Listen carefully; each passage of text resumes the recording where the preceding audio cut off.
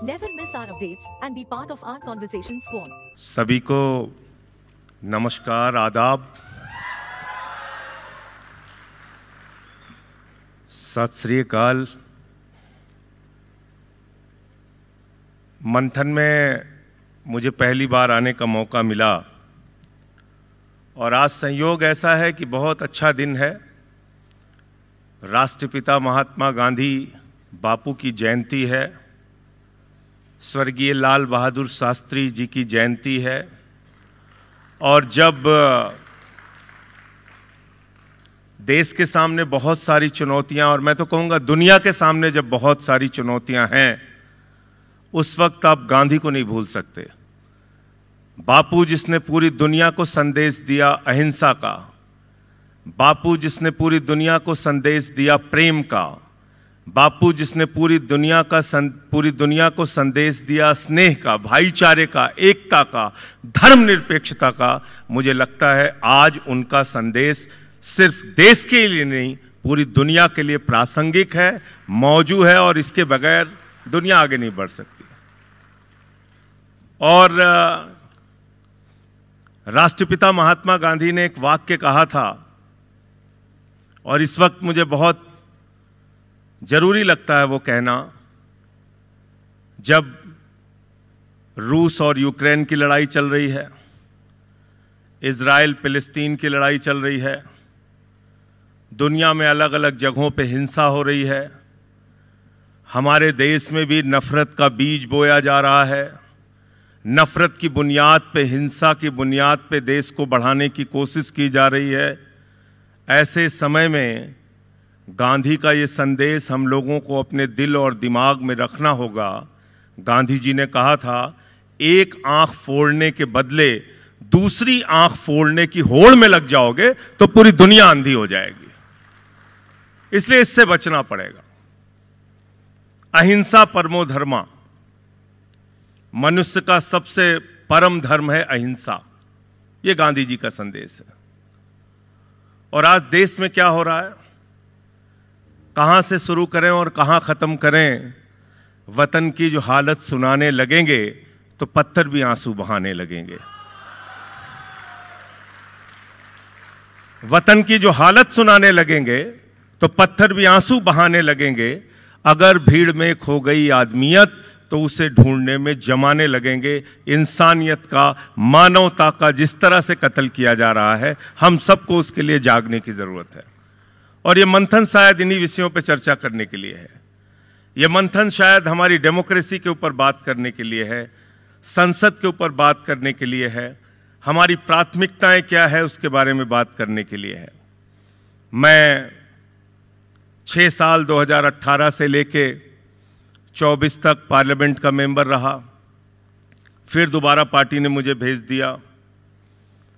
इस दौरान कई बार मैं सस्पेंड हुआ, अलग अलग मुद्दों पे सस्पेंड हुआ, लेकिन अंतिम बार जब सस्पेंड हुआ तो मणिपुर के मुद्दे पे सस्पेंड हुआ, मणिपुर के हिंसा के सवाल पे। और मैंने संसद के अंदर सवाल पूछा हमारी सरकार से कि देश के एक हिस्से में हिंसा हो रही है, लोगों के घर जलाए जा रहे हैं, सरकार को वहाँ कुछ करना चाहिए, जवाब देना चाहिए।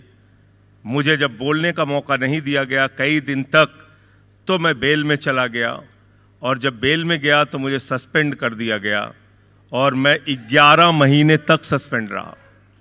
11 महीने तक मैं सस्पेंड रहा। और जब मेरा सस्पेंशन ऑर्डर पढ़ा गया तो ये कहा गया कि संजय सिंह 6 साल में 56 बार बेल में आए, 56 टाइम्स। तो मैं जब सस्पेंड हो गया तो फिर मैं वहाँ पार्लियामेंट के बाहर धरने पर बैठ गया। सभी पॉलिटिकल पार्टीज के लीडर आए मुझसे मिलने के लिए, और जब मैंने सुना कि 56 बार बेल में आए और मणिपुर के सवाल पे मुझे सस्पेंड किया गया, तो मुझे फिल्म एक याद आई, अब तक 56। वो थी फिल्म 56 बार इनकाउंटर करने की, हत्या करने की कहानी पे। लेकिन मैं 56 बार भारत की डेमोक्रेसी को बचाने के लिए, किसानों के, नौजवानों के, मजदूरों के हक को बचाने के लिए पार्लियामेंट की बेल में गया। तो ये मेरे ऊपर आरोप लगा। एक बार भी कोई अपना सवाल नहीं कि सैलरी बढ़ा दो, बंगले चाहिए, घर चाहिए, किसी के लिए नहीं।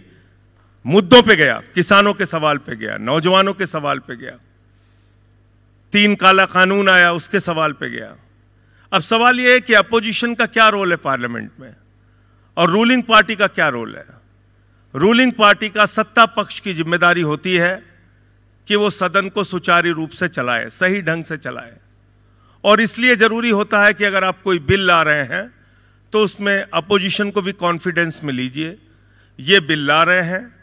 और अगर अपोजिशन को लगता है, हम लोगों की बिजनेस एडवाइजरी कमेटी की मीटिंग होती है, उसमें पूछा जाता है कि ये बिल रख रहे हैं, उसमें जब हम कहते हैं कि भाई ये बिल आप सेलेक्ट कमेटी को भेज दीजिए, स्टैंडिंग कमेटी को भेज दीजिए, तो कई बार हमारी बातों को नजरअंदाज करके जबरदस्ती वो बिल लाया जाता है। अब बताइए उस समय हमारी क्या भूमिका होनी चाहिए। मुझे जिस मुद्दे पे सस्पेंड किया गया मणिपुर का, मैं बेचैन था, मैं सो नहीं पा रहा था कई दिनों से, क्योंकि मैंने खबर पढ़ी कि एक कारगिल योद्धा की पत्नी को निवस्त करके घुमाया कुछ लोगों ने, उसकी वीडियो बनाई और वो सोशल मीडिया पे वायरल हुआ। पूरे देश में, पूरे देश के लोगों का सिर शर्म से झुक रहा था उस घटना को देख के, और इसलिए शायद मैंने आवाज उठाई। और मुझे लगता है कि हर हिंदुस्तानी को मणिपुर के सवाल पे आवाज उठानी चाहिए, क्योंकि आज भी मणिपुर में हिंसा चल रही है, मणिपुर में हिंसा है। और मैं नाम लेना चाहूंगा, जो बहुत कम संसाधनों में सही पत्रकारिता करते हैं, द वायर के लोगों ने अभी एक ऑडियो जारी किया है, पता नहीं आपने वो ऑडियो सुना कि नहीं सुना। उस ऑडियो में मणिपुर के चीफ मिनिस्टर वीरेंद्र सिंह कह रहे हैं कि मेरे पास गृह मंत्री का फोन आया और गृह मंत्री ने कहा, वीरेंद्र तुम बम मारता है, चुपके से मारा करो। यह ऑडियो है, आप सुन लीजिएगा प्लीज। वीरेंद्र तुम बम मारता है, चुपके से मारा करो। देश का गृह मंत्री एक राज्य जो जल रहा है उसके मुख्यमंत्री से बातचीत में यह कहता है कि चुपके से बम मारा करो। कैसे शांति होगी उस इलाके में, कैसे शांति होगी? तो आप ऐसे सवाल उठाएं तो आपको उठा के सस्पेंड कर दिया जाता है। ऐसे बिल लेके आते हैं जिससे आप सहमत नहीं हैं, तो या तो आप सत्ता पक्ष की हां में हां मिला के और उस बिल को पास कराइए, और नहीं तो फिर आप उस पर अपना विरोध दर्ज कराइए। और हर बिल सब कुछ फायदे के लिए लाया जाता है, देश में किसी का नुकसान के लिए तो लाया नहीं जाता। जीएसटी का बिल लाया तो कहने लगे व्यापारियों का भला करना, इस देश के व्यापारियों जश्न मनाओ, आपका भला करने के लिए हम ये बिल लेके आए हैं, जीएसटी का बिल। अब इसमें अमिताभ बच्चन भी आएंगे, लता मंगेशकर भी आएंगी, सब गाना गाएंगे, रात में 12 बजे इस जीएसटी को पास किया जाएगा, टैक्स रिफॉर्म होगा इस देश में। और पता चला 5% का टैक्स बढ़ा के 28% कर दिया और कह रहे हैं पूरा देश जश्न मनाओ। और हम लोग जश्न मना रहे हैं, जश्न मना रहे हैं। 2014 के बाद ऐसी ऐसी घटनाएं इस देश में हुई, हमारे देश के अगुआ, हमारे देश की सत्ता पक्ष की पार्टी, मैं ये कह सकता हूं जितने कॉन्फिडेंस से आप सच नहीं बोल सकते, उससे ज्यादा कॉन्फिडेंस से वो लोग झूठ बोल सकते हैं, उससे ज्यादा कॉन्फिडेंस से झूठ बोल सकते हैं। और हर मसले पर पूरे कॉन्फिडेंस के साथ कहने लगे 2 करोड़ नौकरी हर साल देंगे। 20 करोड़ नौकरी मिल जानी थी हिंदुस्तान में। सीएमआई का डाटा आया, 45 वर्षों में सबसे ज्यादा बेरोजगारी हिंदुस्तान में बढ़ गई। आप कहां सवाल पूछेंगे? हैप्पीनेस इंडेक्स में हम 126वें नंबर पे खड़े हुए हैं। कहते हैं हमें चाइना के सामानों का बहिष्कार करना है, चीन हमारी सीमाओं में घुसपैठ कर रहा है, हम चाइना के साथ व्यापार नहीं करेंगे। पिछले गलवान घाटी के इंसिडेंट के बाद जब हमारे 20 जवानों की शहादत हुई, चाइना से हमारा व्यापार बढ़ गया। पहले $70 बिलियन था, अब $101 बिलियन हो गया। कहते चाइना के सामान का बहिष्कार करना है। तो कभी राष्ट्रवाद के नाम पे काला धन तो मुझे याद है कि बता रहे थे इतना काला धन लाएंगे, लग रहा था कि कई हवाई जहाज में भर के पैसा आएगा। और आप लोगों को भी कहा होगा, कितना कहा था मिल जाएगा आप लोगों के खाते में? 15 लाख। 15 लाख हैदराबाद वालों का आ गया, नहीं आया, आप लोगों का भी नहीं आया। हमारे यहाँ एक आगरा में एक नौजवान पकड़ लिया गया थाने में, 8 लाख रुपए बाकी था किसी का। थानेदार उसको मारने लगा, दे पैसे दे पैसे दे पैसे। खड़ा हुआ, उसने कॉलर तान के कहा ज्यादा डंडे मत चलाओ, मोदी जी 15 लाख भेजने वाले हैं, 8 लाख वापस करके 7 लाख बचा देंगे। पूरे देश को आपने मूर्ख बना रखा है। कुछ भी बोले जाते हैं, आप कुछ भी कह देते हैं। कहने लगे सिकंदर जब बिहार में आया था तो बिहारियों ने मार के भगाया था। अब सिकंदर बेचारा कभी बिहार गया ही नहीं। कभी कहने लगते हैं नाली के गैस से चाय बना लीजिए, कुछ नौजवान कोशिश में लग जाते हैं नाली के गैस से चाय बनाने में। हमारे यहां खलीलाबाद में गए उत्तर प्रदेश में, तो कहने लगे संत गुरु नानक देव जी, बाबा गुरु नानक देव जी, संत कबीर जी और बाबा गोरखनाथ जी एक साथ मीटिंग करते थे। अब पता चला उनके जीवन काल में ही कई कई 100 साल के अंतर हैं। तो इतने कॉन्फिडेंस के साथ बाहर गए, कहने लगे 600 करोड़ आबादी से मैं जीत के आया हूं, 600 करोड़ आबादी। हमने कहा 144 करोड़ तो ठीक से मैनेज नहीं हो रही है, आप 600 करोड़ बताए जा रहे हैं। दक्षिण कोरिया में गए, कहने लगे 2014 के पहले लोग कहते थे कहां पैदा हो गए, चलो छोड़ो इस देश को, चले जाओ। आप अपने देश के बारे में विदेशों की धरती पर जाके ऐसी टिप्पणियां करते हैं, ऐसी बातें करते हैं।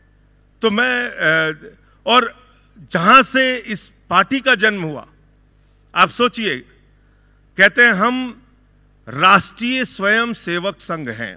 नाम के आगे क्या लिखा? राष्ट्रीय। अगर राष्ट्रीय आपने लगा दिया तो पूरे राष्ट्र का प्रतिनिधित्व उसके अंदर होना चाहिए, तब वो राष्ट्रीय संगठन माना जाएगा।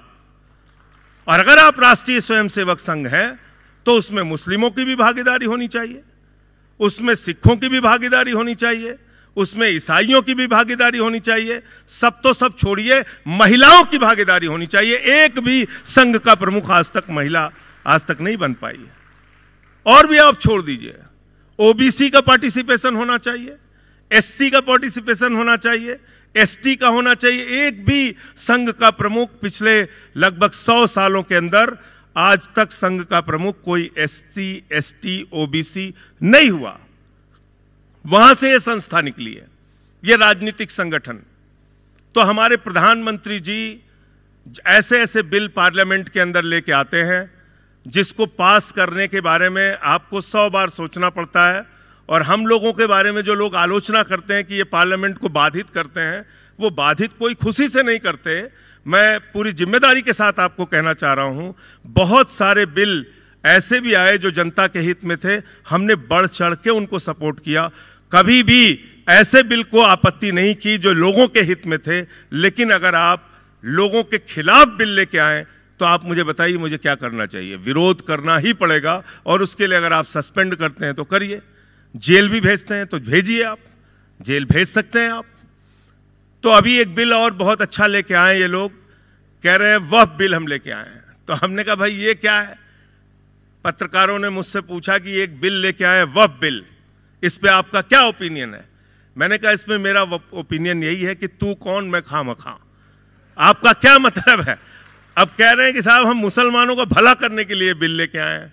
तो मैंने कई मुसलमानों से पूछा भाई आप गए थे मोदी जी के पास कि हमारा भला कर दो? बोले नहीं बाबा हम तो नहीं गए थे उनके पास, हम तो कह रहे हैं हम जिस हालत में हैं हमें उसी हालत में रहने दो, हमारा भला हो जाएगा। लेकिन कह रहे हैं हम भला करने के लिए लाए हैं। अब उस बिल में क्या क्या लिखा हुआ है? उस बिल के अंदर लिखा हुआ है कि वक्फ वही व्यक्ति कर सकता है जो 5 साल का प्रैक्टिसिंग मुस्लिम हो। 5 साल का प्रैक्टिसिंग मुस्लिम ही दान कर सकता है। अब ये कौन सा नियम है? कैसे आप तय करेंगे? क्या मुसलमानों के घर में आप सीसीटीवी कैमरा लगाएंगे कि वो 5 वक्त की नमाज पढ़ रहा है कि नहीं, जोहर की पढ़ रहा है कि नहीं, ईशा की पढ़ रहा है कि नहीं, मगरिब की पढ़ रहा है कि नहीं? कैसे आप तय करेंगे कि 5 साल का कौन, कोई सिर्फ जुमे की नमाज पढ़ रहा है, कोई सिर्फ ईद और बकरीद की नमाज पढ़ रहा है? कैसे आप तय करेंगे? आपने दान करने पे भी रोक लगा दिया। आप कह रहे हैं प्रैक्टिसिंग मुस्लिम होगा तभी हम कर सकते हैं। उसमें आपने सारी पावर कलेक्टर को दे रखी है। इस बिल के अंदर आपने ये लिख दिया कि नॉन मुस्लिम्स को हम इसके बोर्ड में रखेंगे। अब ये एक नई बहस शुरू हो जाएगी। कल को गुरुद्वारा कमेटी में आप कहिए कि हम मुस्लिम्स को उसमें रखेंगे। आप हिंदुओं को रखेंगे। इस देश का आर्टिकल 25, 26 भारत के संविधान की धारा 25 और 26 साफ तौर पे कहती है हिंदुस्तान में रहने वाले हर व्यक्ति को अपने धर्म का पालन करने की स्वतंत्रता है, आजादी है और अपने धार्मिक संपत्तियों को, इतना ही नहीं, अपने धार्मिक संपत्तियों को मैनेज करने की, उसके प्रबंधन करने की भी पूरी आजादी है। तो यह बिल भारत के संविधान की मूल भावना के खिलाफ है। तो इसलिए हम इसकी जेपीसी में है, वहां भी इसका विरोध कर रहे हैं, अपनी बातें रख रहे हैं। तो मोटे मोटे तौर पे आज हम लोग अगर पार्लियामेंट की बात करें तो वहां पर आप कुछ भी आवाज उठाते हैं तो सबसे पहला काम होता है आपको चेतावनी दी जाएगी और आपको सस्पेंड करके बाहर कर दिया जाएगा। पिछले 10 साल में क्या हुआ है, उसके 10 साल में क्या हुआ था, यह आंकड़े आपके सामने रख दूंगा, आपको समझ में आ जाएगा। यूपीए 1, यूपीए 2 के दौरान 55 सांसद सस्पेंड किए गए। 10 सालों में 55 सांसद सस्पेंड किए गए, जिसमें 28 सांसद कांग्रेस पार्टी के थे। 10 साल में 55 सांसद सस्पेंड हुए, जिसमें 28 सांसद कांग्रेस पार्टी के थे। एनडीए 1, एनडीए 2 में, उसको मोदी 1, मोदी 2 कहते हैं ये लोग, ये तो एनडीए जबरदस्ती साथ वाले अब कहलवा रहे हैं कि भाई एनडीए बोलो, एनडीए बोलो। तो मोदी 1, मोदी 2 में 255 सांसद सस्पेंड हुए, 255 एमपीज को सस्पेंड किया गया, जिसमें एक भी बीजेपी वाला नहीं था। ये है। तो अब आप अपोजिशन के लिए क्या छोड़ रहे हैं?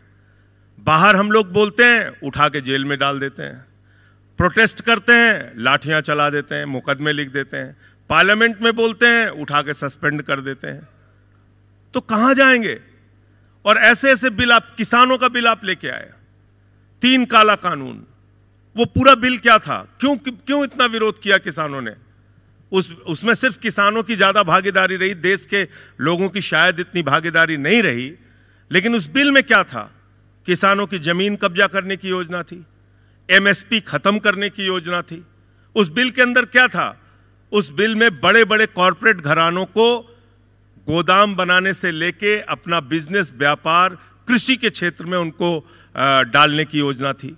तो इसलिए हम लोगों ने उसका विरोध किया, उसको उठा के, उस समय भी उठा के हमें सस्पेंड कर दिया गया।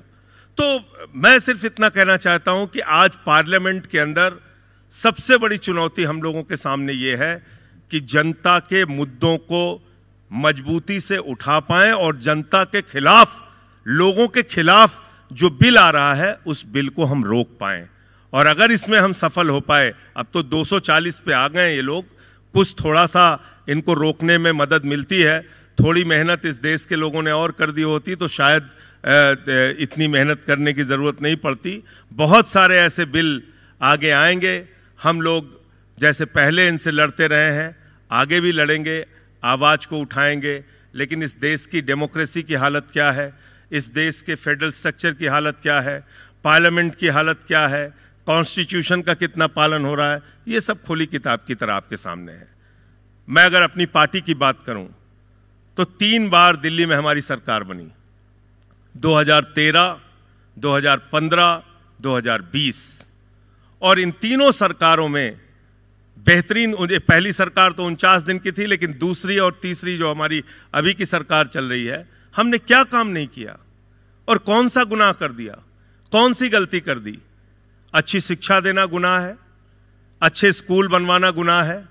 बिजली फ्री देना गुनाह है क्या? पानी फ्री देना गुनाह है क्या? क्या माताओं बहनों के लिए बस की फ्री यात्रा करना गलती है, गुनाह है? क्या गलती क्या कर दिया मनीष सिसोदिया ने? आपने उठा के जेल में भेज दिया उनको। आपने केजरीवाल को उठा के जेल में भेज दिया। आपने सत्येंद्र जैन को उठा के, जिस आदमी ने मोहल्ला क्लिनिक बनाया उसको उठा के आपने जेल में भेज दिया। मैं पार्लियामेंट में बोलता था, मुझे उठा के जेल में भेज दिया। 6 महीने मुझे जेल में रखा। मैं देश की सर्वोच्च पंचायत का सदस्य हूं, 6 महीने तक मुझे जेल में रखा। कारण क्या है पता नहीं। सुप्रीम कोर्ट पूछता है क्या इनके खिलाफ एक तारीख और दे दीजिए साहब, क्या इनके खिलाफ एक तारीख और दे दीजिए, क्या इनके खिलाफ एक तारीख। तारीख पे तारीख, तारीख पे तारीख, 6-6 महीने, साल साल भर किसी को भी पकड़ के जेल में डाल दे रहे हैं। मैं जिस कोठरी में था जेल के अंदर, 13 दिन तक मुझको किसी से मिलने की इजाजत नहीं थी। जब कोर्ट में लेके जाते थे, बड़ी वाली वैन में बिठा के, इतना चारों तरफ से अंधेरा करके मालूम पड़ रहा था पता नहीं कितने बड़े आतंकवादी को पकड़ के लेके जा रहे हैं। जेल में जब मुझे निकाला जाता था मेरे मेडिकल चेकअप के लिए 2 बार, तो बाकायदा अनाउंस होता था वार्ड नंबर 1, 2, 3 के बंदी भाई अपने अपने बैरक में चले जाएं। उनकी बैरक बंद होती थी, मुझे पुलिस के घेरे में लेके जाते थे, जांच कराते थे, फिर लाके बैरक में छोड़ते थे। ऐसी आप क्या सोचते हैं, ऐसी यातनाओं से हम लोग चुप हो जाएंगे, खामोश हो जाएंगे? एकदम ये होने वाला नहीं है। और याद रखिएगा, इस देश में सारे लोग आपसे डर जाएंगे, आपकी सत्ता से डर जाएंगे, आपकी ईडी, सीबीआई और एजेंसी से डर जाएंगे। ऐसा बिल्कुल होने वाला नहीं है, और हम लोग तो कम से कम इसके लिए तैयार हैं। और ये जोखिम उठाने के लिए हम सबको तैयार रहना पड़ेगा। अगर ये कोई सोचता है कि सत्ता का धौंस दिखा के, तो सत्ता का चरित्र तो हमेशा से तानाशाही का रहा है, दबाने का रहा है, झुकाने का रहा है। मैंने शहीद आजम भगत सिंह की एक किताब पढ़ी जेल के अंदर, और उस किताब में उन्होंने लिखा कि उनके भाई जब एक बार उनसे मिलने आए थे कुलतार, तो वो काफी निराश हुए, उदास हुए। तो इस बात को देख के भगत सिंह जी बहुत परेशान थे। तब उनको फांसी की सजा की घोषणा हो चुकी थी, उसका आदेश आ चुका था।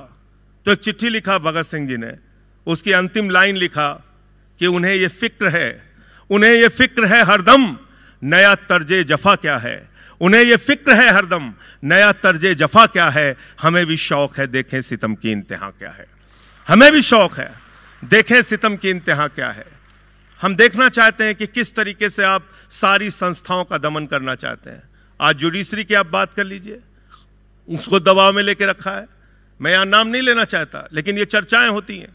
इस बेंच के पास गया है, ये आदेश आएगा, इस बेंच के पास गया है, ये आदेश आएगा। जेल में कैदी लोग नारा लगाते थे, तुम मुझे कोर्ट बताओ, हम तुम्हें आदेश बताएंगे। ऐसे बोलते थे कैदी लोग, बोलते थे तुम मुझे कोर्ट बताओ, हम तुम्हें आदेश बताएंगे। ये हालत हो गई है। इस तरह से जुडिशरी के बारे में लोगों की ओपिनियन बनती जा रही है। आप विधायिका की बात कर लीजिए, मैंने पार्लियामेंट की हालत आपको बताई। आप कार्यपालिका की बात कर लीजिए, जो सत्ता में रहता है उसके इशारे पे सब कुछ करने के लिए लोग तैयार हैं। ईडी जो जांच एजेंसी है देश की, उसकी कार्रवाई को आप जान के हैरान हो जाएंगे। 5000 केसेस उन्होंने फाइल किए हैं पिछले 10 साल में, और मात्र 29 लोगों पर वो सजा दिला पाए हैं। 0.5% उनका कन्विक्शन रेट है, उससे भी नीचे उनका कन्विक्शन रेट है। यह है देश की जांच एजेंसी। और बार बार फटकार पड़ रही है। हेमंत सोरेन के मामले में फटकार पड़ी, संजय रावत के मामले में फटकार पड़ी, मनीष सिसोदिया के मामले में फटकार पड़ी, केजरीवाल जी के मामले में फटकार पड़ी।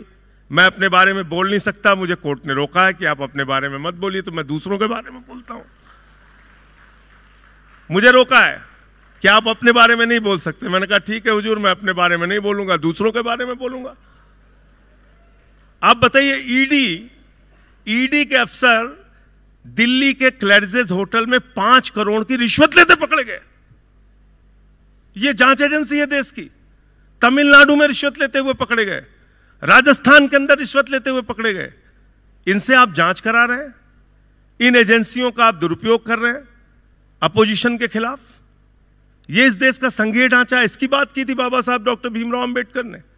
यह कहा था, अरे देश के संविधान में राज्यों के अपने अधिकार लिखे हुए हैं, केंद्र सरकारों के अपने अधिकार लिखे हुए हैं, देश में संघीय ढांचा है। आप राज्यपाल के डंडे से, एलजी के डंडे से देश को चलाना चाहते हैं। यह कभी भी डेमोक्रेसी में मंजूर नहीं होगा कि आप चुनी हुई सरकार को एलजी के डंडे से चलाएं। मैं तो कहता हूं यह राज्यपाल और ये एलजी के पद पूरे देश के अंदर खत्म किए जाने चाहिए। ये कौन सी डेमोक्रेसी है? आप मुझे बताइए। कहते हैं राज्यपाल बहुत निष्पक्ष व्यक्ति होता है। मैं पूरे सम्मान के साथ कह रहा हूं, कल्याण सिंह जी अब इस दुनिया में नहीं है। जिंदगी भर वो बीजेपी में रहे, आरएसएस में रहे, उनको आपने राज्यपाल बना दिया। कलराज मिश्रा जी राज्यपाल रहे। बहुत सारे बीजेपी के लीडर वो आज रिटायर होते हैं, राज्यपाल बनते। कई सारे तो ऐसे हैं राज्यपाल बने, बोले नहीं इस्तीफा दो, इस्तीफा दिया, इस्तीफा दे के आए। यही तमिलनाडु में जो राज्यपाल थी उनका इस्तीफा लिया, इस्तीफा होने के बाद आंध्रा की राज्यपाल थी, शायद आंध्रा या तेलंगाना की, तेलंगाना की राज्यपाल थी, इस्तीफा लिया, बोले चुनाव लड़ जाओ। तो कैसे निष्पक्ष है? कहां निष्पक्ष है? क्या है निष्पक्षता का पैमाना? और सुप्रीम कोर्ट के जजेस आप उठाकर देख लीजिए, आप हाई कोर्ट के जजेस का उठा के देख लीजिए।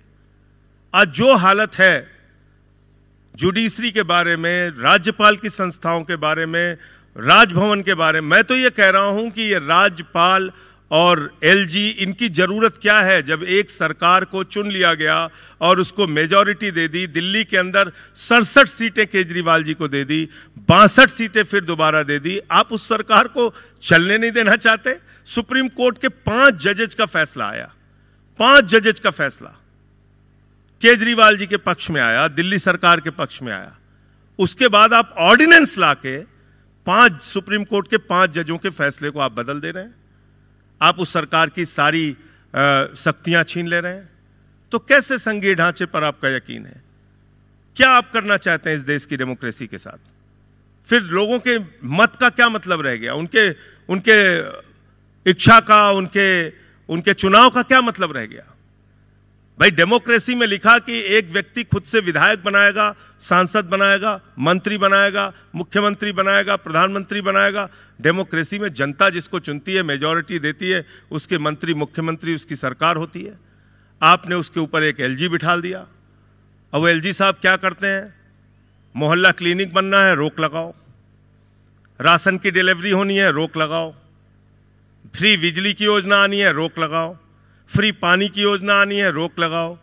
महिलाओं के लिए बस की फ्री यात्रा आनी है, रोक लगाओ। बुजुर्गों की पेंशन आनी है, रोक लगाओ। एक व्यक्ति को आपने रोक लगाने के लिए बिठा रखा। मैं समझता हूं पूरी दुनिया में ऐसी सरकार नहीं होगी जो राज्य सरकारों के काम में इतना इंटरफेयर करे, इतना रोक टोक करे।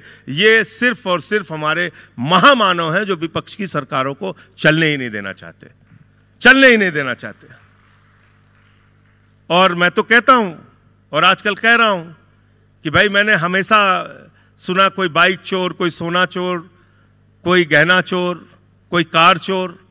इस देश में एक ऐसा दल है जो पार्टी चोर हो गया है, पार्टी चोर हो गया। शरद पवार जी की घड़ी चुरा ली, उद्धव ठाकरे जी का तीर कमान चुरा लिया। वहां विधानसभा में नारा लग रहा था 50 खोके एकदम ओके। 50-50 खोके लेके विधायकों की खरीद फरोख्त हुई। इससे डेमोक्रेसी मजबूत होगी, इससे भारत का लोकतंत्र मजबूत होगा। कितनी सरकारें गिराई गई पिछले 10 सालों में, याद कीजिए। अरुणाचल की सरकार गिराई गई, उत्तराखंड की सरकार गिराई गई, मध्य प्रदेश की सरकार गिराई गई, कर्नाटक की सरकार गिराई गई।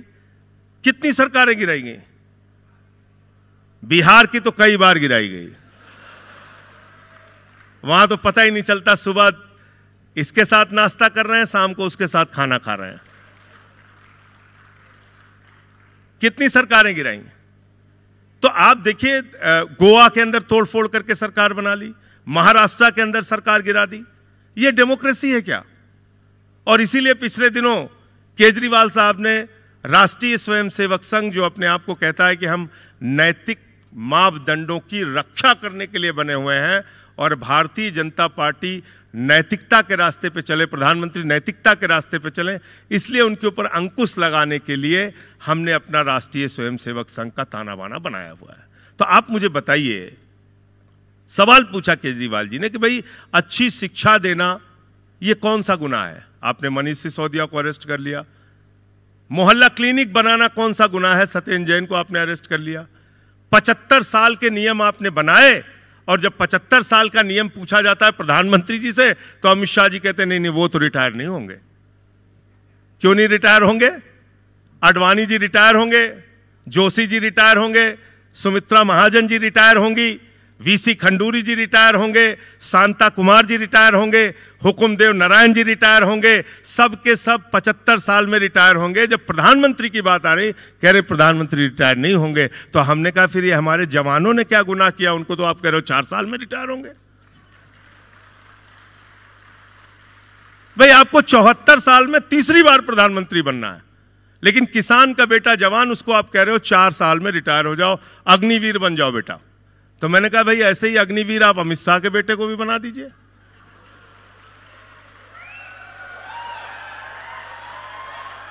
उसको बल्ला पकड़ना नहीं आता, उसको बैट ठीक से पकड़ना नहीं आता, उसको आपने बीसीसीआई का चेयरमैन बना दिया, उसको बीसीसीआई का आपने चेयरमैन बना दिया। और किसान का बेटा जवान, उसको कहते हो 4 साल में रिटायर हो जाओ, अग्निवीर हो जाओ बेटा तुम। तो ये किस तरह रोजगार, इस देश में रोजगार इतना बड़ा संकट है आज, उसके बारे में कोई चर्चा ही नहीं होती।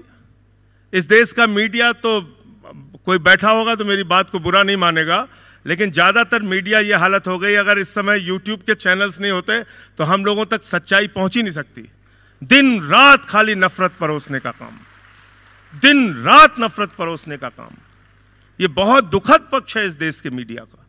दिन रात आप नफरत परोस रहे हैं, हिंदू मुसलमान और तमाम आप नफरत वाली बातें, इससे क्या भला हो जाएगा देश का?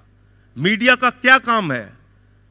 जुडिशरी में, कार्यपालिका में, विधायिका में कहीं कुछ गलत हो रहा है तो आप उस पर नजर रखिए और उसकी सच्चाई को दिखाइए।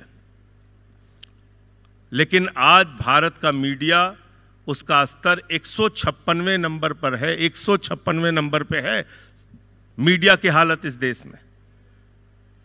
तो मीडिया सच्चाई दिखाना नहीं चाहता, दिन रात गुणगान करने में लगे रहते हैं, गुणगान करने में लगे रहते हैं। तो सच कैसे पहुंचेगा लोगों तक? आप जाके कुछ बोल दीजिए, आपके ऊपर अब आप आज देखें टीवी चैनल की डिबेट में क्या होता है, एक तो बीजेपी का प्रवक्ता होता है, एक आरएसएस का विचारक होता है, एक वरिष्ठ पत्रकार होता है, उसका भी आप खोज के निकालेंगे तो कभी एबीवीपी में रहा है, कभी किसी संगठन में रहा है, और एक जो एंकर होता है वो सबसे बड़ा प्रवक्ता होता है।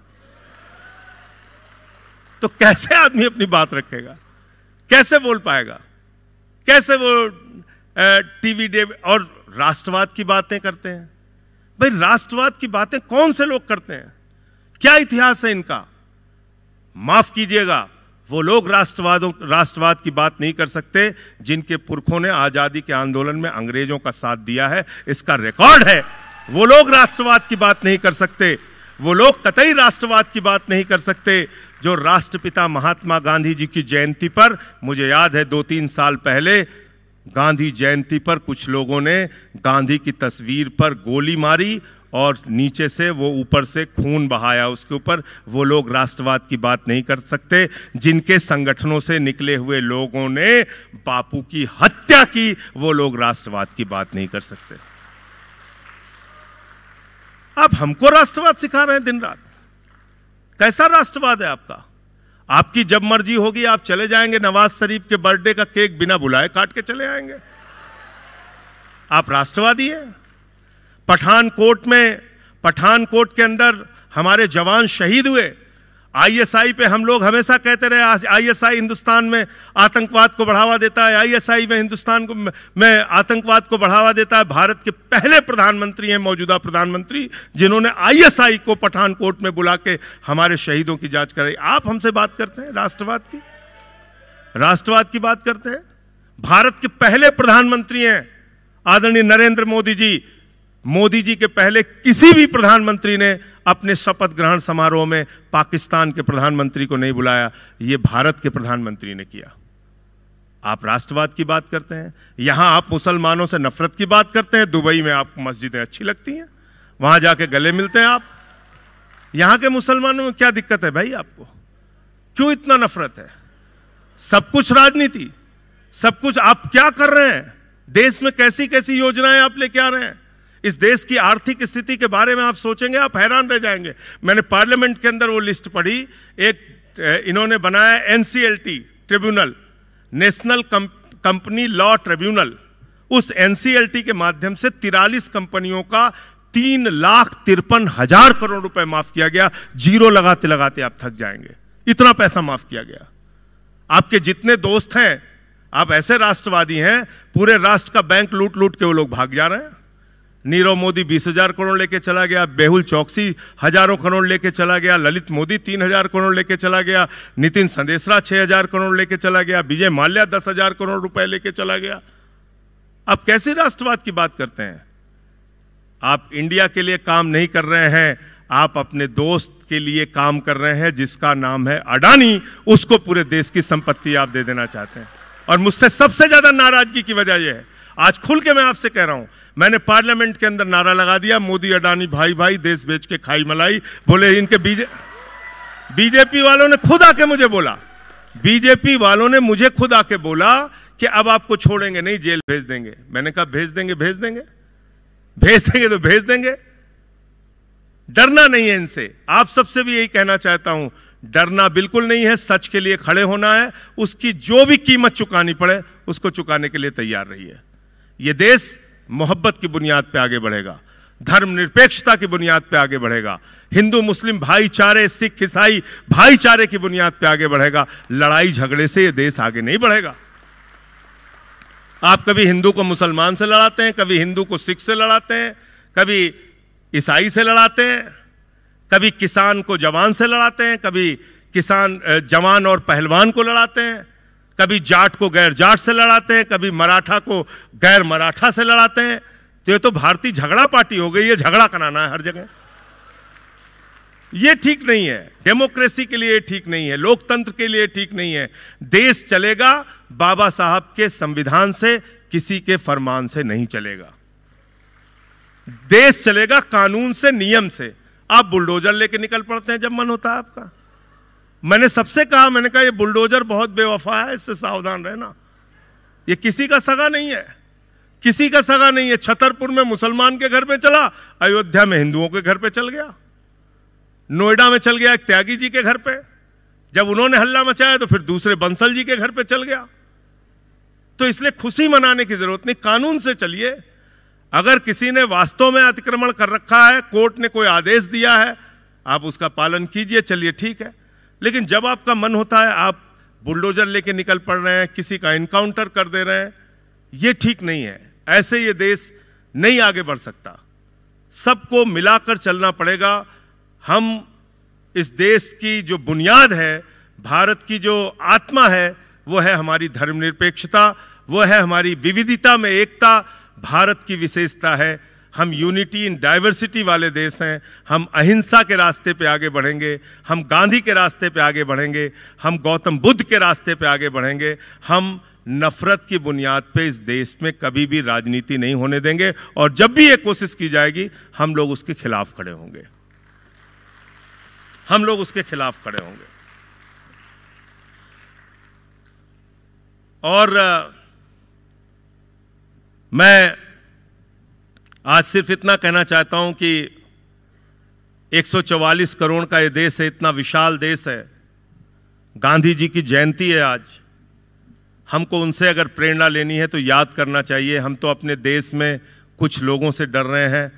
बापू ने तो दक्षिण अफ्रीका की धरती पर जाकर वहां रह रहे भारतीयों के हक की लड़ाई लड़ने का काम किया, और पहली जेल यात्रा बापू को दक्षिण अफ्रीका में हुई थी। हम ऐसे देश के रहने वाले हैं और ऐसे गांधी को मानने वाले हैं जिन्होंने विदेशी धरती पर जाके हक और अधिकार की बात की। तो मुझे लगता है कि हिंदुस्तान में अगर हम लोग रहते हैं तो कम से कम इस देश में रह के हमको अपने हक की, अपने अधिकारों की, इस लोकतंत्र को बचाने के लिए, भारत की धर्मनिरपेक्षता को बचाने के लिए लड़ाई तो लड़नी पड़ेगी। मेरी बात से किसी को कहीं कोई तकलीफ हुई हो, कोई परेशानी हुई हो, तो मैं उसके लिए माफ़ी चाहता हूं। मैं किसी कार्यक्रम में जाता हूं तो मुझे आयोजक पहले ही बुला के बोलते हैं इस विषय पे बोलना है, इस पे नहीं बोलना है, लेकिन मंथन वालों का हृदय से मैं आभारी हूं, इन्होंने कोई रोक टोक नहीं लगाई, इन्होंने कोई रोक टोक नहीं लगाई। तो एक बार जोरदार तालियां इस संस्था के लिए जो हिम्मत के साथ चर्चा कराने की हिम्मत कर रही है। यह बहुत मुश्किल काम हो गया, यह कोई छोटा काम नहीं। इस देश के अंदर हिम्मत के साथ, खुलकर हिम्मत से चर्चा कराने का साहस इस संस्था के अंदर है। तो इसके लिए भी एक बार जोरदार तालियां आप लोग बजा दीजिए। मुझे इतनी बात कहनी थी, आपका कोई प्रश्न हो तो आप जरूर पूछिए। बहुत बहुत शुक्रिया, बहुत बहुत धन्यवाद, इतनी मोहब्बत से, इतनी इज्जत से आपने सुना।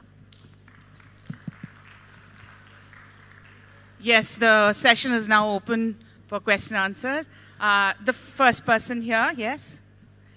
Please keep your questions brief so that we can take more questions. Yes. One sec. Please sit down. You know, if you keep standing, it doesn't mean the mic will come to you. So we'll have to give it everywhere. Sit down.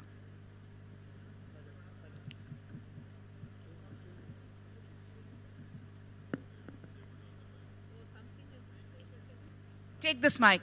Quick. We're losing time.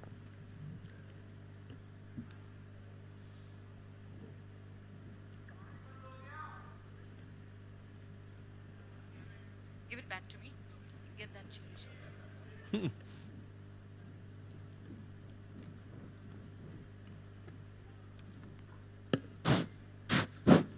Hello hello sir, सबसे पहले प्रणाम। मेरा नाम मोहम्मद फ़हीम ज़लान है। मैं अफ़गानिस्तान से हूँ, विदेश से आया हुआ हूँ। अत्यधिक सुखद अनुभव कर रहा हूँ कि इस कार्यक्रम का हिस्सा रहा। मैं अपना सवाल पूछना चाहता हूँ बहुत आदर, इज़्ज़त एवं रिस्पेक्ट के साथ। अगर इस सवाल का जवाब, इस प्रश्न का जवाब आपको उचित लगा, टिप्पणी देना उचित लगा, तो प्लीज़ मतलब जवाब दीजिए, वरना कोई दिक्कत नहीं, स्किप कर सकते हैं। सर, मैं पता नहीं कि ये सवाल यहाँ पूछना उचित भी होगा कि नहीं, इसीलिए मैं पहले ये कहा। हम अफ़गान लोग, जब नया गवर्नमेंट आ गया अफ़गानिस्तान में तालिबों का, 3 साल से जब भारत में रहते हैं, यही छात्र पहले भी रहते थे।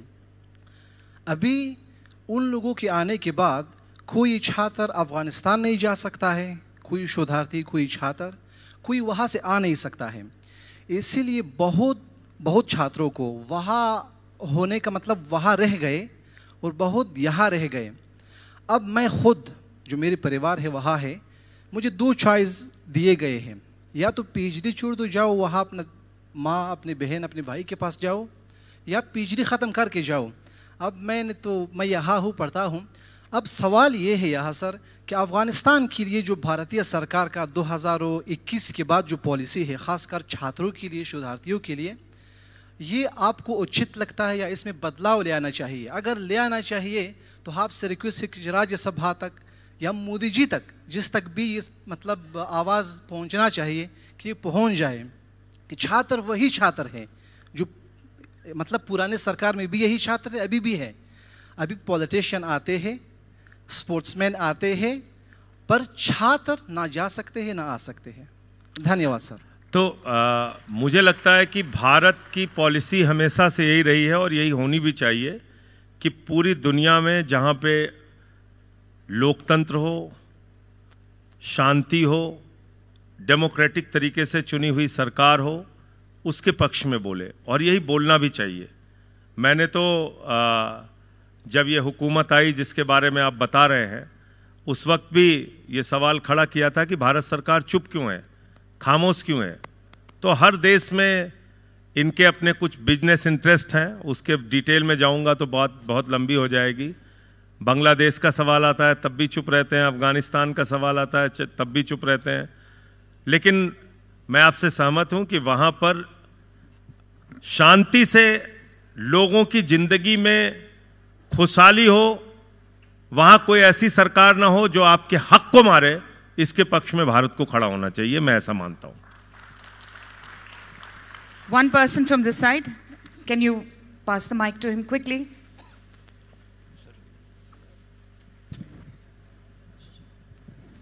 Thank you very much. It's nice to see, Mr. Sanjay, that you are representing us in the place where we are not represented. Thank you so much for being the politician you are. Can we give a big round of applause for his dareness? Now, India has produced wonderful politicians, but why we are not having a progressive government which is taking the agenda of the previous government and building the nation? देखिए, ये तय करना होगा इस देश के लोगों को जब आप चुनाव में मौका आता है, वो आपके पास अधिकार होता है कि आप कैसे लोगों को चुन रहे हैं, कैसी गवर्नमेंट को चुन रहे हैं, progressive, communal, mafia element, corporate घरानों को बढ़ावा देने वाले या देश के बारे में सोचने वाले। तो डेमोक्रेसी है, जितने इन लोगों को आप ताकत देते जाएंगे ऐसे ही ये पॉलिसीज, तो जिन पॉलिसीज का आधार कार्ड से लेके जिन पॉलिसीज का खुद इन लोगों ने विरोध किया, उन्हीं चीजों का आप समर्थन कर रहे हैं, ये तो साफ तौर पे दिख रहा है। तो कहीं ना कहीं डेमोक्रेसी में ये ऑप्शन आपके पास होता है। 5 साल के बाद फिर मौका मिलेगा और उस समय आप अपनी जो ये हसरत है उसको पूरी करने के लिए कोशिश कीजिएगा। एक अच्छी गवर्नमेंट इस देश में आए जो इस देश के कॉन्स्टिट्यूशन के लिए, इस देश के लोगों के लिए काम करे, तो ऐसी कोशिश होनी चाहिए सबकी। हो गया आपका, प्लीज सॉरी। पर इलेक्शन कमीशन का जो हालत है अभी, ये पॉसिबिलिटी है? ये बड़ा अच्छा सवाल आपने पूछा, ये बहुत अच्छा सवाल आपने पूछा। देखिए, इलेक्शन कमीशन इस समय सिर्फ सरकार के हिसाब से चलने वाली संस्था रह गई है। ये ईमानदारी की बात है कि आप उनके पास कोई रिप्रेजेंटेशन लेके जाइए, वो आपको पूरी गंभीरता से सुनते हैं। मैं तो कई बार गया हूं इसलिए बता सकता हूं, तो पूरी गंभीरता से सुनते हैं। हम लोगों को लगता है बस जैसे ही ऑफिस से निकलेंगे तुरंत ये काम कर देंगे हमारा, और करते कुछ नहीं है, करते कुछ भी नहीं है। ईवीएम को लेके इतनी शिकायतें आई, तमाम और चीज़ों की शिकायतें आई, लेकिन कभी भी इलेक्शन कमीशन के ऊपर अपनी निगरानी रखने की ज़रूरत है, उसके खिलाफ बार बार आवाज़ उठाने की ज़रूरत है, और शायद इसके कारण उन पर अंकुश लग सकता है, लेकिन वो सरकार के इशारे पे चलने वाली संस्था है, इससे इनकार नहीं किया जा सकता। Please go ahead. Sir, I'll ask my question in English. Sir, I know that the AAP has a proven track record in fighting for federalism in what it has done for the state of Delhi. But my question is that, especially in the elections that are going on in Jammu and Kashmir, why is it that the Aam Aadmi Party chose to take a stand which was in favor with the central government when it came to Article 370? And is the party reconsidering that stand? पहली बात तो ये कि ये एक गलत धारणा बनाई जाती है देश भर में कि 370 उसी रूप में था जिस रूप में पहले ये लागू हुआ था। उसकी लगभग 90% धाराएं अलग अलग समय पे जो पुरानी हुकूमतें रही हैं उसको बदलते गए ये लोग।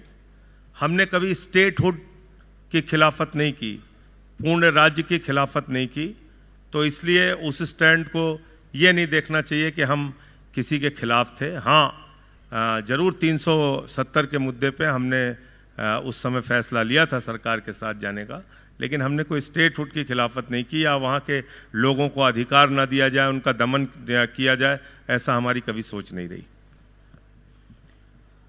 आदावर्दे संजय भाई, मैं आपका बहुत बड़ा फ़ैन हूँ। आप जो स्ट्रेट फॉरवर्ड बात करते हैं दैट आई लाइक, लेकिन आम आदमी पार्टी के बारे में ये कहा जाता है कि it's a B team of BJP. और अब जो हरियाणा में जो इलेक्शन लड़ रहे हैं आप लोग, वो क्या वोट कटवा होने का सबूत नहीं है? बहुत अच्छा सवाल है, इसका जवाब मैं दूंगा विस्तार से। और एक दूसरा सवाल भी है मेरा। आपने बहुत सारे झूठ के इल्ज़ामात जो मोदी साहब पे लगाए हैं, बहुत सारे झूठ जो है अरविंद केजरीवाल साहब के भी हैं। उन्होंने कहा था कि मैं कभी इलेक्शन नहीं लड़ूंगा, मैं एक आम आदमी की ज़िंदगी गुजारूंगा, मुझे कोई बड़ा घर नहीं चाहिए। और अब क्या क्या कर रहे हैं वो यू नो बेटर। तो दोनों सवाल का मैं जवाब देता हूं जी। पहला तो ये कि हरियाणा के चुनाव की अगर आप बात कर रहे हैं, हम लोग मध्य प्रदेश में चुनाव लड़े 2018, वहां कौन जीता उस वक्त? कांग्रेस। राजस्थान लड़े, जीता कौन? कांग्रेस। छत्तीसगढ़ लड़े, जीता कौन? कांग्रेस। गोवा में लड़े, जीता कौन? कांग्रेस। कर्नाटक में लड़े, किसकी सरकार बनी? कुमार स्वामी की। मैं एक मिनट में अपनी बात खत्म कर लूं। तो मैं वो थर्मामीटर खोज रहा हूं, आज तक मुझे मिला नहीं, जहां पे आम आदमी पार्टी लड़ती है और उससे बीजेपी जीत जाता है, ये लोग अपने आप मान के चलते हैं। थोड़ा इंतजार कर लीजिए 8 तारीख का, 8 के बाद हम लोग मिलेंगे। बीजेपी बुरी तरीके से हार रही है वहां पे, आप इसकी चिंता मत नहीं, लेकिन वोट तो कटेंगे ना साहब, इट्स एकदम गलत। ऐसा देखिए, ऐसा है, आप अगर एक पॉलिटिकल पार्टी हैं, एनडीए के अंदर भी जो दल थे, जेडीयू जब एनडीए के साथ था, अब भी है, शिवसेना उद्धव ठाकरे की जब एनडीए के साथ था, अब भी है, उस वक्त भी अलग अलग राज्यों में उनके खिलाफ वो लोग चुनाव लड़ते थे। इसका मतलब ये नहीं कि आदमी कोई अपनी राजनीतिक पार्टी बंद कर देगा। पंजाब में पूरी हर सीट पे कांग्रेस लड़ी हमारे खिलाफ, पंजाब में तो हम सत्ता में थे। कांग्रेस पार्टी 3 बार से दिल्ली में चुनाव लड़ रही है, उसको लड़ने का अधिकार है, 0 सीट आती है लेकिन फिर भी वो लड़ रहे हैं। तो डेमोक्रेसी है, चुनाव लड़ने से ये नहीं तय होता, जब जिसके बारे में लोग मन बना लेते हैं उसके फेवर में वोट करते हैं, कहीं हमको करेंगे कहीं उनको करेंगे। दूसरा एक सवाल आपका केजरीवाल जी को लेके है। देखिए, ऐसा है कि बिल्कुल हमने कहा था कि हम राजनीति में नहीं जाएंगे, चुनाव नहीं लड़ेंगे, लेकिन क्या किया, बोले अगर कानून बनाना है तो राजनीति में आओ, सरकार बनाओ, विधानसभा में आओ, लोकसभा में आओ। जब हम चुनाव लड़ गए तो अब कह रहे हैं चुनाव क्यों लड़ रहे हो, क्यों राजनीति में आए। तो दोनों तरफ से प्रॉब्लम। इसलिए चुनाव की राजनीति में आना कोई हमारा पहले दिन का, एक दिन का फैसला नहीं था, उसके लिए लंबी लड़ाई हमने लड़ी और उसके बाद ये फैसला राजनीति में आने का किया। और राजनीति में आके केजरीवाल ने कोई गलत काम जनता के लिए नहीं किया, वो मैं जिम्मेदारी के साथ कह सकता हूं। Best education system, best health system, बिजली फ्री, पानी फ्री, इलाज फ्री, और उसके बाद पिछले 10 साल से मुनाफे का बजट दे रहे हैं।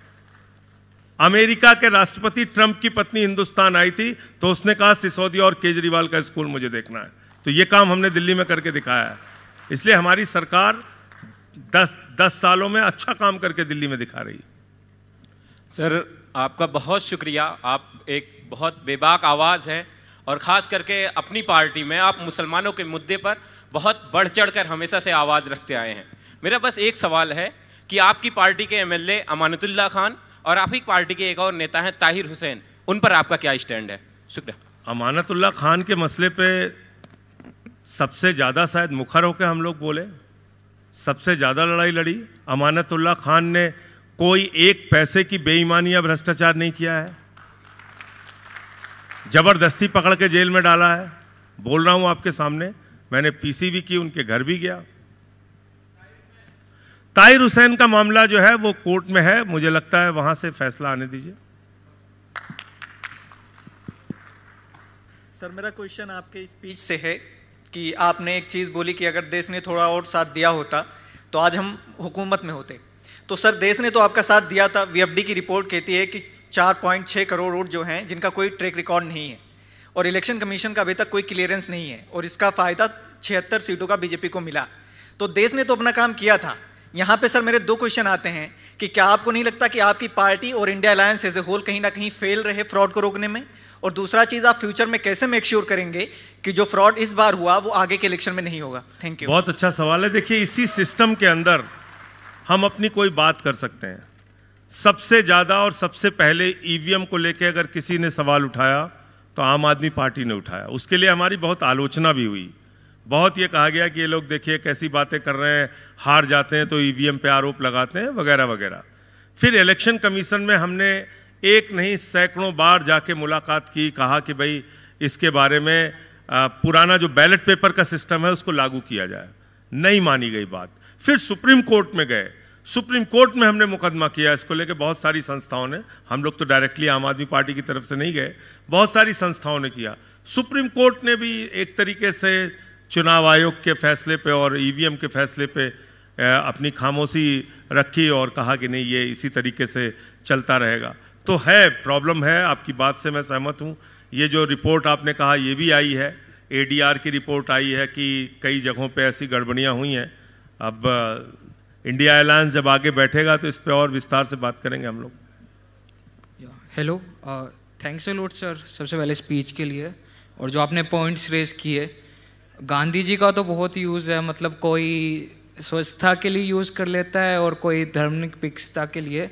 लेकिन मेरा एक डाउट था, लेकिन मैं हरियाणा के चुनाव की रैली सुन रहा था और एक ट्रेंड नोटिस हुआ कि पार्टीज करती क्या है, या नेता जो करते हैं 95% दूसरी पार्टी की बुराई कर रहे होते हैं और 5% अपनी पॉलिसीज की बात करते हैं। तो ये जो पूरा राजनीति के अंदर मतलब दूसरे को ब्लेम करना कि वो बुरे हैं इसलिए हमको आना चाहिए, ये थोड़ा सा मतलब आप इस पे थोड़ा नहीं, ये आपको भी करना चाहिए। आपके इर्द गिर्द भी अगर आसपास कोई बुराई है तो बोलना ही पड़ेगा। आप डेमोक्रेटिक सिस्टम में हैं, यहाँ पे पक्ष भी है और विपक्ष भी है। भाई मेरी एक मिनट, बिल्कुल मेरी बात को बुरा मत मानिए। डेमोक्रेसी में सत्ता पक्ष भी है और विपक्ष भी है।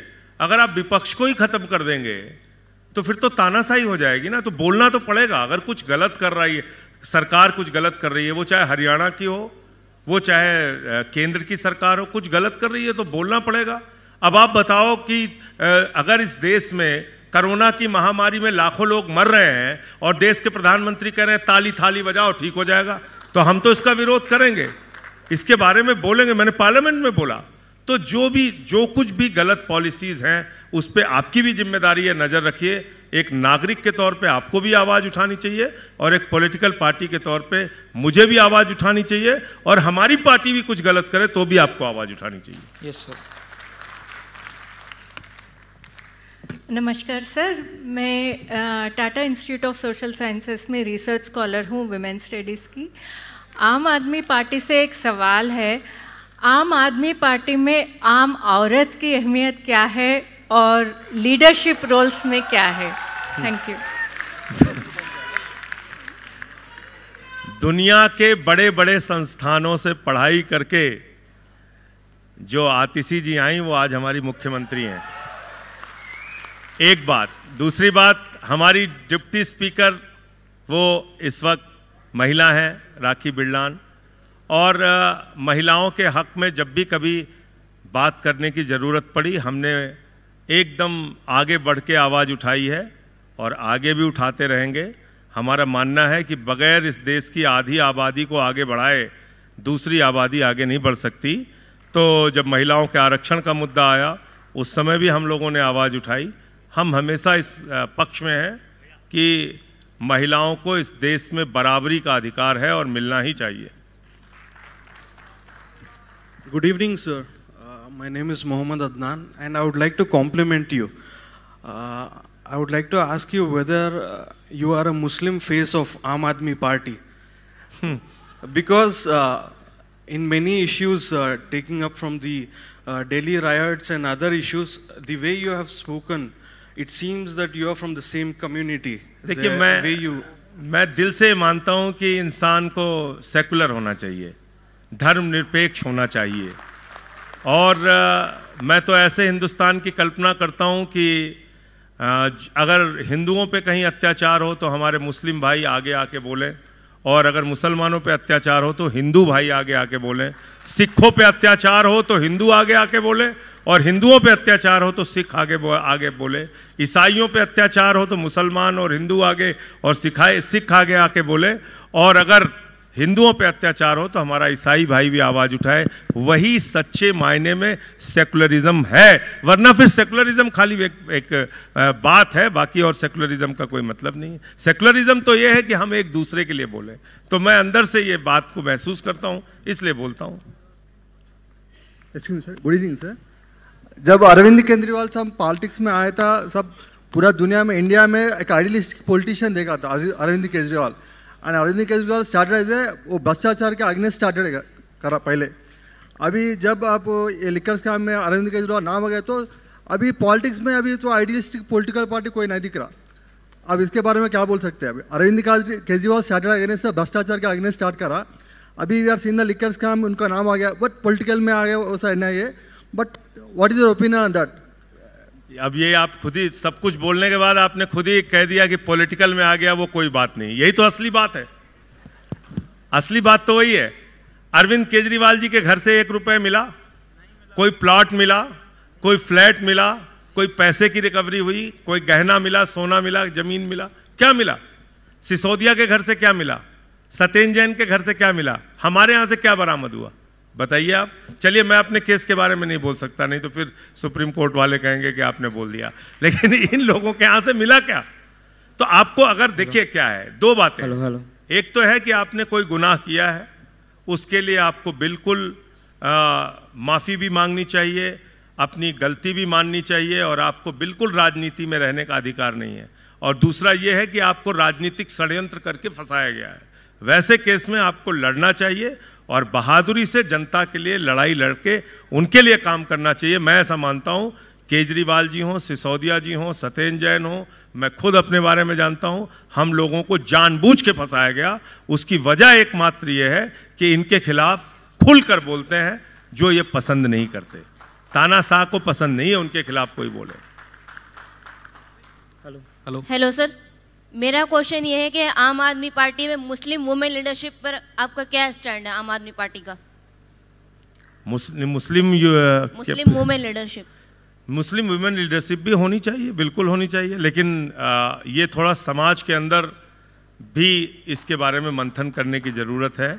और ये भागीदारी मुस्लिम समाज के लोगों को भी चाहिए कि अपने समाज की जो महिलाएं हैं उनको आगे बढ़ाने के लिए काम करें। मैं इस बात के पक्ष में हूं कि राजनीतिक रूप से हो, वैसे भी हो, उनको बिल्कुल उनका अधिकार मिलना चाहिए। सर, आप सेकुलरिज्म की बात कर रहे हैं तो इसके लिए कुछ योजनाएं भी होनी चाहिए जिससे मुस्लिम वुमेन जो है लीडरशिप में और आगे आए, आगे बढ़ें। और आम आदमी पार्टी में भी मुस्लिम्स का पार्टिसिपेशन ज़्यादा होना चाहिए, मुस्लिम वुमेन्स का होना चाहिए। बिल्कुल होना चाहिए, मैं मानता हूँ आपकी बात। Next question. Thank you. Hello sir, sir मैं सुभाष, हैदराबाद केंद्रीय विश्वविद्यालय से। मैं आम आदमी पार्टी पे एक PhD रिसर्चर हूँ और मेरे 2 सवाल हैं आपसे। हाल फिलहाल में इंडिया ब्लॉक को जो सीटें प्राप्त हुई है लोकसभा चुनाव में, उसके बाद यह स्थिति प्रतीत होती है कि एक अच्छी खासी संख्या में पिछले बार की तुलना में विपक्ष मजबूत हुआ है। लेकिन जो पक्षपात वाला जो एक आपने उदाहरण दिया कि किस तरीके से पिछले 10 सालों में यूपीए के समय में और पिछले एनडीए के समय में सांसदों को सस्पेंड किया गया, तो वर्तमान स्थिति में क्या ये सांसद जो इंडिया ब्लॉक से रिप्रेजेंट करते हैं कोई ऐसा पॉलिटिकल मैसेज दे सकते हैं, जैसे जो स्पीकर की जो भूमिका है उनके खिलाफ क्यों ना एक रेजोल्यूशन लाया जाए उनको हटाने के लिए? एक बहुत अच्छा मैसेज होगा कि अगर एक पक्षपात होगा इस सदन के अंदर इसकी कार्रवाई चलाने में, क्यों ना विपक्ष उसके खिलाफ एक मुखर आवाज बन के एक पॉलिटिकल मैसेज दे कि उसको हम ठीक किया जा सकता है। देखिए, सर एक और सवाल इसी से हमारी डेमोक्रेसी की कुछ मर्यादा होती है। स्पीकर के बारे में कुछ यहाँ मंच से मैं नहीं बोल सकता, वो जब पॉलिटिकल पार्टीज उसके बारे में बैठेंगी तो ही बात कर सकती है। यहाँ पे स्पीकर के बारे में बोलना ठीक नहीं है। सर एक और क्वेश्चन जो फ्री बी से जुड़ा हुआ है, जो दिल्ली में जो सरकार है आपकी सर 2015 के बाद से बिजली और पानी पे एक मुफ्त स्कीम चला रही है, लेकिन उसकी वजह से जो दिल्ली जल बोर्ड है उसका जो फाइनेंशियल डिसिप्लिन है वो बिगड़ा है। 2018 के बाद से लगातार साल दर साल उसका घाटा बढ़ रहा है, ऑपरेशनल कॉस्ट नहीं निकल पा रही है। इवन डीटीसी में भी यही हाल है सर, इसको आप कैसे देखेंगे? क्योंकि इसको बजट से पूरा करना पड़ता है और जो अपना ऑपरेशनल कॉस्ट है ये संस्थान अपना निकाल नहीं पा रहे हैं। ये किसने बताया आपको? सर ये डेटा आप दिल्ली के इकोनॉमिक सर्वे में अवेलेबल है। मैं आपको बोल रहा हूं, दिल्ली सरकार बिजली फ्री, पानी फ्री, शिक्षा फ्री, इलाज फ्री, बस की यात्रा फ्री, बुजुर्गों की तीर्थ यात्रा फ्री, फरिश्ते स्कीम, ये सब कुछ लागू करने के बाद 10 साल से लगातार मुनाफे का बजट दे रही है। मुनाफे का बजट है दिल्ली, एकमात्र राज्य है। Hello sir, I am Devjit from Tata institute of social science. Sir आप कुछ देर पहले जस्टिस का बात कर रहे थे, तो कुछ दिन आपके इंडिया अलायंस में एक पार्टी है TMC, तो कुछ दिनों से जस्टिस वहाँ पे तारीख आरजीकर मेडिकल केस में भी चल रहा है। तो क्यों आम आदमी पार्टी सिलेक्टिव स्टैंड लेती है? क्यों उस मुद्दे पे बात नहीं करती जो इम्पोर्टेंट है? क्यों उस मुद्दे पे आप चुप हो जाते हो जो उस मुद्दे पे वो नेशनल इशू बनना चाहिए था? सर अब आप आम आदमी पार्टी को सुनेंगे नहीं इस मुद्दे पे तो मेरी कोई गलती नहीं है। अभी आप गूगल टाइप कीजिए Sanjay Singh Calcutta RG Kar medical college issue, अगर आपको मेरे बयान ना मिल जाए तो मैं दोषी हूँ, छोड़ के चला जाऊँगा। बिल्कुल बोला, खूब बोला, बार बार बोला।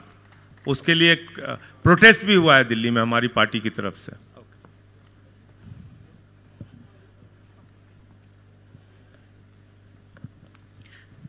We can only take one more question because we've been requested by the venue holders to vacate the hall. So one question, and I would like to, you already have the mic?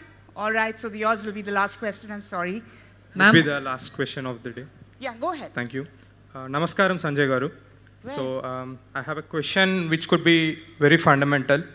I would like to know your opinion on possibility or the political will the political parties can show in considering proportional representation to ensure equitable representation in legislative bodies. Thank you. Proportional representation for what? In the legislative bodies, the members. So generally, if the vote share is only 2 or 3%, still there would be a significant. You are talking about US system. Yes. Political parties को कोटा मिलता है इतनी seats का. नहीं sir, generally based on the voting share, let's suppose A party voting share के हिसाब से seat मिलता है. हाँ, एक 2-3% का फर्क से 50-60 सीट का फर्क हो जाता है. इसके वजह से majority it plays a lot of role. ये हमारा शुरुआत से यही इलेक्टोरल सिस्टम रहा है. ये एक बड़ी बहस का विषय है. अचानक आप इसको लेके नहीं आ सकते. अब आप उसमें फिर पूरा प्रोसेस ही बदलना पड़ेगा इलेक्शन का. आप कह रहे हो कि किसी को 5% वोट मिला तो उसके हिसाब से उसको सीट मिले टोटल सीट में, यही ना? किसी को 10% वोट मिला तो उतनी सीट मिल जाए उसको. ये सिस्टम इंडिया में अभी इसके बारे में बहस चल रही है अपने अपने तरीके से, लेकिन मैं समझता हूं ये इतना आसान नहीं है. ये इतना आसान काम नहीं है. और यहाँ पे तो जिसको अगर 10 लोग खड़े हो गए, किसी को कई बार बहुत कम वोट मिलता है, वो जीत जाता है. Since you have the mic, yours is the last question. Sir, you quoted Gandhi more than 17 times today, and good quality about Gandhi is he used to take accountable of any action by any of his party. Unfortunately, few months back, 3 of our fraternity, UPSC fraternity, have died in the basement. But I could not see either you or your party or any other government, that is central government, has taken accountability of any of that. I would like to hear the stand on this, sir. What is, or in any further actions also, will your government take such accountability? देखो, आपने बिल्कुल ठीक कहा. मैंने parliament में भी हमारे लोगों ने, हमारी सरकार ने, MCD ने जो कुछ भी हमने गलती किया था, हमने खुल के उसको माना. हमने ये नहीं कहा कि हम यहाँ दोषी नहीं हैं. हमने कहा जो MCD के अधिकारी दोषी हैं, जिन्होंने लाइसेंस दिया है, उनके खिलाफ कार्रवाई होनी चाहिए. लेकिन ये आपकी जानकारी के लिए मैं बता दूं कि बेसमेंट में कोचिंग कोई एक दिन से नहीं चल रही है, 15-20 साल से चल रही है. MCD में हमको आए हुए अभी 2 साल हुए हैं. जिम्मेदारी हमारी है, हम उससे बिल्कुल भाग नहीं रहे हैं. हम वहाँ पर मौके पे भी गए जहाँ पे प्रोटेस्ट चल रहा था स्टूडेंट्स का. उनके बीच में मैं जाके 1 घंटे बैठ के आया, उनकी बातों को सुना. जितने उनके सुझाव थे, जो उन्होंने कहा कि ये कोचिंग्स के जो लूट है उसको रोकने के लिए ये काम आपको करना चाहिए, वो सब कुछ हमने उसका आदेश जारी किया. तब एजुकेशन मिनिस्टर खुद आतिशी जी थी, उनके साथ मीटिंग हुई. LG के साथ भी उन स्टूडेंट्स ने मीटिंग की, कोचिंग मालिकों ने मीटिंग की. तो वो बहुत ही अनफॉर्चुनेट इंसिडेंट है, बहुत ही दुर्भाग्यपूर्ण घटना है.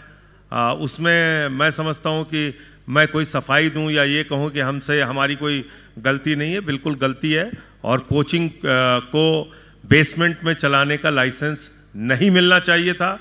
ये बात पहले से देखने की ज़रूरत थी, लेकिन पढ़ाई के दबाव के कारण बच्चे भी कभी इसके विरोध में नहीं आए. उन लोगों ने भी कहा कि भाई हमारी एजुकेशन चल रही है, कोचिंग चल रही है, बड़ी मुश्किल से पैसे लेके वो आते हैं दिल्ली में पढ़ाई करने. तो मजबूरी में भी वो लोग आवाज़ इस बारे में नहीं उठा पाए. इसमें ज़रूर हमारी MCD की और सरकार की गलती है, मैं मानता हूँ.